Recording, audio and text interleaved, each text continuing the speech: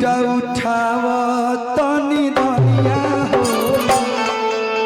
हम शादी ब्याह के गीत गाइना जब मन हमार करेला कि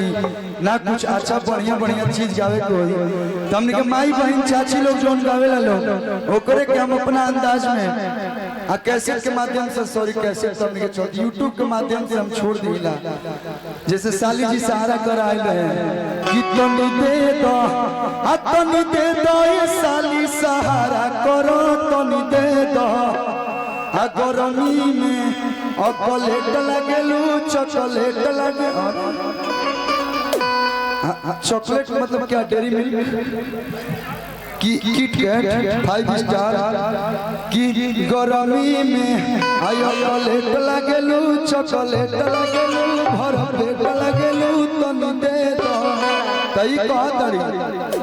किंकर करके ना कहिए या तो सब तो सुनर भाई साहब एगो के दे दिया तो कहता कि ओ कराई लगली ठोकराई लगली बाल खुलल बाटे देखे में डाई लगली अकेले जा आय अकेले जा ये साली सहारा पर अकेले जा एगो गोल की रहरी के तीन गो पाता तीनों का चनार जी नया के तीनों बहिनिया तीनों लेकिन के बड़ी प्यार नहीं कुल गीत की देखिए सब माई बहन चाची लोग आवेला लोग ढोलक वोलक लेके वही में हम गाना बोल रहे हैं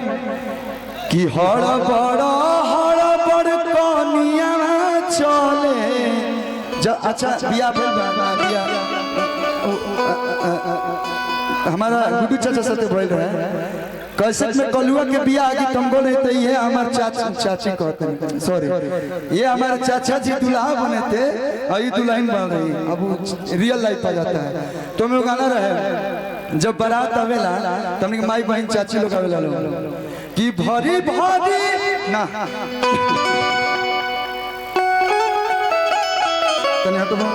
नर नर नयो खोल बबुआ पलकी के वड़िया पर खोल बबुआ पलकी के वड़िया पर तो ओजे जब कनिया चलली सा त हमर ओगतिया में माई गौले बिया कि हड़ बड़ कनिया चले आहरा जोता के जामल धीरे धीरे हमार बाबू चलस अपती साहेब के जामल बड़ा जल्दी देवियों गीत आवेला लेकिन लास्ट में ये गीत गोले बनी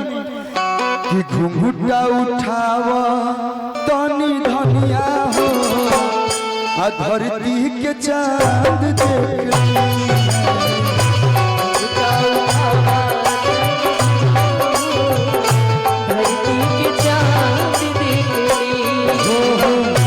उठावा तनी रनिया हो धरती के चांद देख ली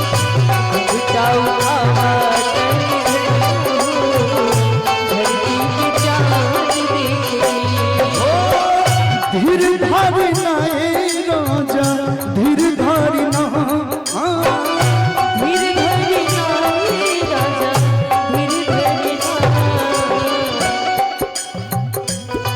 जनी कर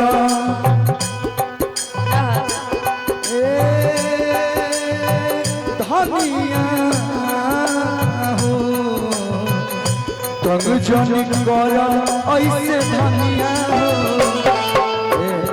काहे भाव खातर कि तंग जनी कर ऐसे रनिया हो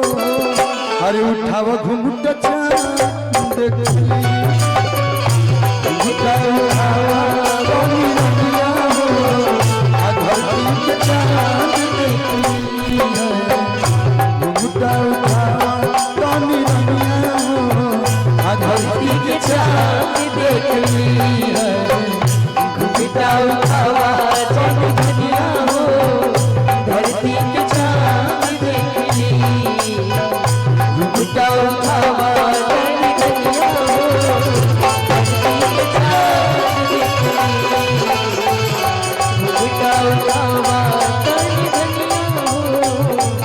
हरी